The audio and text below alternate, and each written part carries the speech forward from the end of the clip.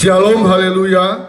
Tema firman Tuhan di hari ini, alat apa yang bisa menggagalkan chip antikristus. Sekali lagi temanya, alat apa yang bisa menggagalkan chip antikristus.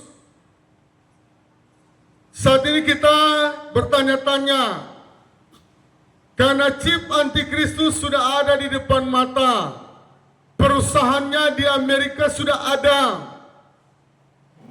Dan orang-orang yang terhubung, orang-orang terkaya di dunia.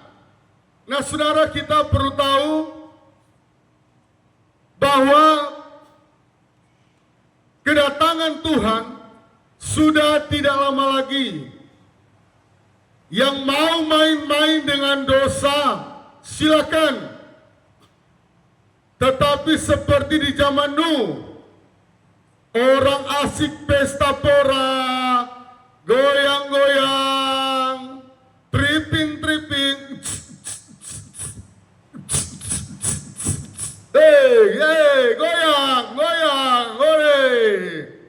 saudara.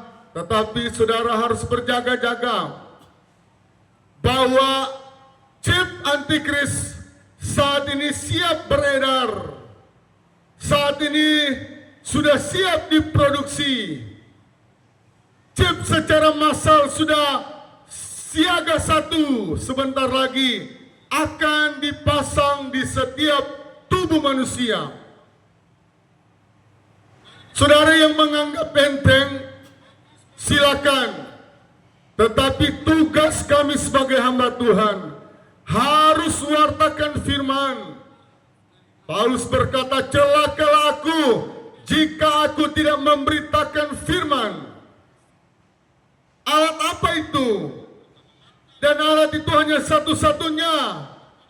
Apakah produksinya di Cina? Apakah alat itu produksinya di Rusia? Apakah alat itu diproduksi di Iran? Salah satu negara muslim terkuat. Apakah itu di Jepang? Mari kita akan belajar. Mari kita akan cari tahu.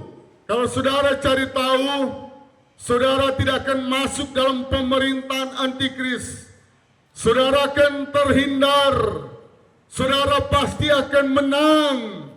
Saudara harus berhikmat. Yang saudara yang suka skip firman, saya mau katakan hati-hati, siap masuk neraka. Lu yang suka skip firman, lu yang tidak mau dengar firman, saya percaya kaki kamu setengahnya sudah di neraka. Sekali lagi, orang Kristen yang suka skip firman, yang suka tolak firman, kaki satu kamu, yang kiri atau yang kanan, sudah ada di neraka. Tinggal tunggu sedikit saja. Tuhan panggil kamu belum bertobat. Tuhan panggil kamu belum suka beribadah. Tuhan panggil kamu, oh acuh tak acuh dengan ibadah, selesai. Berarti Hades menantimu. Dan penderitaan yang kedua, api neraka yang kekal. Di Hades saja sudah disiksa. Kita melihat orang kaya dan Lazarus. Oh Bapak Abraham, tolong kasih air di Lazarus. Tuhan berkata, orang kaya, dulu waktu engkau di bumi, engkau cuma terbang ke luar negeri. Engkau lihat gereja, engkau tutup mata. Engkau lihat pekerjaan Tuhan, engkau langsung balik kanan dan cuek. Biar saja orang lain yang lihat. Biar saja orang lain yang kerja. Mari kita melihat alat apa itu. Wahyu pasal yang kedua ayat yang ke-14. Kitab Wahyu, kitab terspektakuler. Yang mau masuk surga, rajin baca dari Kejadian sampai Wahyu. Dan kalau boleh kitab Wahyu jangan ketinggalan. Sekali lagi, kitab Wahyu jangan ketinggalan. Semua rahasia-rahasia akhir zaman ditulis oleh kitab Wahyu ditulis di dalam Alkitab. Mari kita lihat bersama. Wahyu pasal 14 ayat yang ke-14. Binatang yang keluar dari dalam bumi. Perikopnya. Ia menyesatkan mereka yang diam di bumi dengan tanda-tanda. Ya, jadi ia menyesatkan yang diam di bumi. Antikris menyesatkan banyak orang. Ciri-ciri orang yang disesatkan, orang yang paling bosan ada di gereja. Saya katakan sekali lagi, ciri-ciri orang yang disesatkan, pertama dia bosan beribadah atau di gereja. Yang kedua suka skip firman. Ketika dia buka HP, dia lihat firman, lewat, skip, lewat. Dan suatu hari Tuhan akan berperkara dengan engkau. Tuhan bilang, oh waktu di dunia kamu suka skip firman Tuhan. Sekarang saya yang skip kau. Engkau berada di antrian. Engkau berkata, Tuhan, bukankah saya orang Kristen dari kecil? Tuhan, bukankah opak saya pendeta besar? Tuhan bilang, enyala engkau yang suka skip firman Tuhan. Enyala engkau yang suka kasih lewat firman Tuhan. Enya. Tuhan tidak ada lagi kompromi. Pintu kemurahan Tuhan suatu saat akan tertutup. Sekali lagi, pintu kemurahan Tuhan suatu saat akan tertutup. Kitab Amos berkata, kamu mengembara ke utara, timur, barat, selatan. Ada satu waktu firman Tuhan tidak bisa lagi didengar. Ini adalah kesempatan. Ini adalah kesempatan. Buka hatimu. Ya, ia menyesatkan mereka yang diam di bumi dengan tanda-tanda yang telah diberikan kepadanya untuk dilakukannya di depan mata binatang itu. Dan ia menyuruh mereka yang diam di bumi supaya mereka mendirikan patung untuk menghormati binatang yang luka oleh perang, namun yang tetap hidup. Lucifer mendirikan binatang, dan binatang itu luka oleh perang, tetapi masih hidup. Kenapa? Saya selalu katakan, di akhir zaman ini, iblis punya strategi yang hebat. Mujizatnya bertambah, karena Tuhan yang kasih. Ya, mujizat bertambah tapi Tuhan yang kasih. Dan ayat yang ke-15. Dan kepadanya diberikan kuasa untuk memberikan nyawa kepada patung binatang itu, sehingga patung binatang itu berbicara juga dan bertindak begitu rupa, sehingga semua orang yang tidak menyembah patung binatang itu dibunuh. Jadi patung itu, kau nak sembah dia, pasti dibunuh. Saudara yang menganggap enteng penyembahan di gereja, oh hari penghakiman, Tuhan pasti tolak. Kalau cinta ditolak, masih ada kesempatan kedua, cari cewek yang cantik. Ya. Kalau cewekmu tolak engkau, masih ada kesempatan kedua, pacarmu tolak engkau. Kalau cinta ditolak, masih ada kesempatan. Tetapi kalau di hari penghakiman Tuhan sudah tolak, itu namanya siksa yang kekal. Tidak ada lagi kesempatan. Mau menangis darah, mau berteriak siang maupun malam, tidak ada kesempatan lagi. Saudara, kita melihat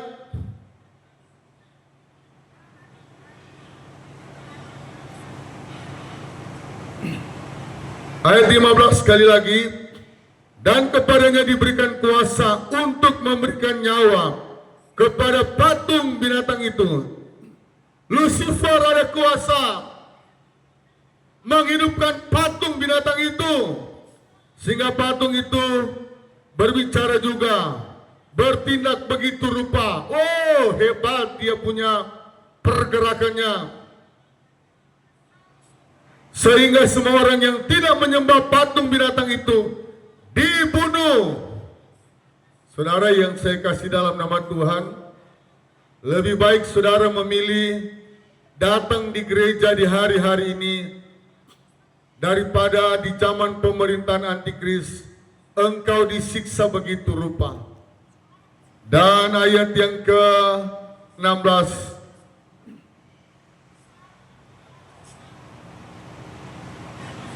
dan ia menyebabkan sehingga kepada semua orang kecil atau besar, kaya atau miskin, merdeka atau hamba, diberi tanda pada tangan kanannya atau pada dahinya.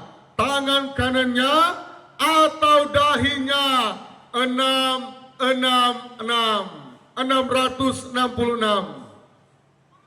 Ayat 17. Dan tidak seorang pun yang dapat membeli atau menjual daripada mereka yang memakai tanda itu, yaitu nama binatang itu atau bilangkan namanya. Dan di ayat yang ke-18, bilangannya ialah 666. Yang penting di sini ialah hikmat. Barang siapa yang bijaksana, ia berhikmat dan bijaksana. Kami sampai suara mau habis, sampai serat, sampai faro, bahasa Jerman bilang, tetapi kami berusaha sampaikan firman. Orang mau terima ke, mau dengar ke, tidak dengar ke, sampaikan firman Tuhan ini. Dan alat apa yang bisa menggagalkan chip antikris? Alatnya yang saya khotbahkan kemarin, yaitu firman Tuhan dan Roh Kudus. Amin. Roh Kudus tidak pernah kalah. Hanya Roh Kudus yang mampu menggagalkan kita masuk dalam pemerintahan antikris. Sebelum kita masuk disiksa, dipotong leher, tetap hidup, dicungkil mata, maut diangkat, tidak bisa mati, mau bunuh diri, oh tidak bisa, minum baygon tidak bisa. Nah saudara, di zaman antikris ini, saudara akan berhadapan dengan yang namanya disiksa dengan siksaan yang luar biasa. Tetapi kesempatan dari sekarang, jangan tunda-tunda. Ada orang Kristen selalu menjawab, Pak Pendeta nanti tahun depan sudah. Pak Pendeta tahun ini saya mau bersenang-senang dengan dosa. Oh, itu orang yang suka tipu Tuhan. Ketika firman sudah datang di telingamu, mari terima Yesus. Ustadz Haji, terima Yesus. Artis-artis, terima Yesus. Pemain bola, komedian, mari terima Yesus. Agama apapun, Hindu, Buddha, terima Yesus. Konghucu, terima Yesus. Saksi Yehova, terima Yesus. Gampang kok. Yang penting kita percaya. Tetapi siksaan yang berat akan menantimu. Alkitab mencatat dengan jelas. Firman Tuhan yang saya khotbahkan, Roh Kudus dan burung nasanya akan terbangkan kita ke padang gurun. Di situ naga tidak mampu mengejar. Di situ naga tidak mampu masuk. Tempat yang steril, tempat yang disiapkan oleh Roh Kudus. Tetapi yang saya selalu berulang-ulang, yang tidak mau ke gereja, pamalas masuk gereja, suka skip firman, suka kasih lewat firman, tempatmu di Hades dan di api neraka. Saudara, ini adalah akhir zaman. Sebagai hamba Tuhan, Tuhan berikan pewahyuan akhir zaman, bahwa yang mampu menggagalkan chip, yang mampu menahan gerakan chip, yaitu kita orang-orang yang percaya, yang mampu menggagalkan. Firman Tuhan bilang, kenapa mereka belum berkuasa, belum leluasa? Karena masih banyak pendoa-pendoa syafaat, masih banyak hamba-hamba Tuhan yang menyampaikan firman. Tetapi, sekali lagi, tetapi ada satu waktu hamba-hamba Tuhan akan diangkat hidup-hidup, akan diterbangkan ke angkasa, dibawa di padang belantara. Dan di saat itulah Antikris dia siap berkuasa dengan leluasa 100%. Hari ini mereka sementara mempersiapkan alat-alat chip antikristusnya. Tetapi kita yang sungguh-sungguh di hari-hari ini, kita yang suka ke gereja, rasa berdosa kalau tidak ke gereja. Ada banyak orang Kristen happy saja kalau dia tidak ke gereja. Bahkan dia suka bertanya dengan cara begini, gereja tidak, gereja tidak, gereja tidak, gereja tidak, gereja tidak. Oh tidak, oh saya mau kemana? Oh main bola. Saya mau kemana? Saya mau jalan-jalan ke luar negeri. Saya mau mancing dengan teman-teman. Saya pergi ke gym saja. Saya aerobik. Oh enak, rame, happy. Engkau hari ini boleh menang. Engkau hari ini boleh bersantai-santai. Tetapi ada satu waktu, kalau kiamat secara pribadi tiba, Tuhan ambil nafasmu. Apakah engkau sudah siap? Kami sebagai hamba Tuhan, kami selalu berjuang kalau boleh. Di neraka itu tidak ada penghuninya. Kami selalu berkhotbah dengan lidah sudah mau keluar, lidah sudah mau copot karena berteriak. Tetapi kalau engkau malas tahu, kalau engkau menganggap remeh berita sorga, engkau akan bertanggung jawab di hari penghakiman. Dan berkatmu tidak akan kelihatan. Usahamu pasti gagal, usahamu pasti gulung tikar. 1, 2, 3 tahun, oh bagus. Tetapi tahun yang keempat, tahun yang kelima, Tuhan sudah mulai bertindak. Tuhan sudah mulai tutup jalan. Tuhan sudah mulai tutup pintu-pintu berkat. Sehingga engkau mencari dari jam 8 sampai jam 12 malam. Engkau sakit-sakit. Bahkan ada banyak orang Kristen, rumah sakit yang ambil berkatnya. Karena apa? Pelit dengan Tuhan. Ada banyak orang dia berobat ke Pinang, Penang, Malaysia. Bukan Pinang. Pinang itu makanan kesukaan orang Papua. Ke Penang, Malaysia. Oh, berobat ke luar negeri. Kenapa? Waktu pembangunan gereja dia tutup mata. Waktu aksi 5 menit Natal, dia keluar, dia tidak mau memberi. Akhirnya rumah sakit yang makan uangnya. Oh, setiap hari berobat ke rumah sakit. Setiap hari bolak-balik di rumah sakit. Tidak ada perubahan. Susah tidur. Kenapa? Karena engkau tidak berjumpa dengan Yesus. Karena engkau tidak mau terima Yesus. Yesus selalu mengetuk di depan pintu. Hei Johnny, hei Diana, hei Lily, hei Daisy. Yesus panggil namamu. Dengar dia panggil nama saya. Dengar dia panggil namamu. Dengar dia panggil nama saya. Juga dia panggil namamu.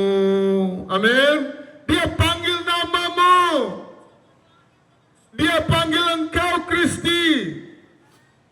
Dia panggil engkau Derby. Dia panggil engkau Toar. Dia panggil engkau Roland. Dia panggil engkau Nofri. Dia panggil engkau Anita. Dia panggil engkau Jessica. Dia panggil engkau Christine. Dia panggil engkau Yusuf. Dia panggil engkau Muhammad. Dia panggil engkau. Siapa namamu? Saat ini Yesus mau panggil engkau. Agama apapun engkau. Saya selalu akhiri khotbah saya. Kalau di Pakistan Tuhan bekerja, kalau di Iran Tuhan sudah bekerja, negara Timur Tengah Tuhan sudah bekerja. India, saat ini di Papua, Jayapura, Indonesia, Toraja Tuhan memanggilmu, Makassar Tuhan memanggilmu, Ambon. Mari datang kepada Yesus, suku apapun engkau, mari datang kepada Yesus. Tuhan memberkati.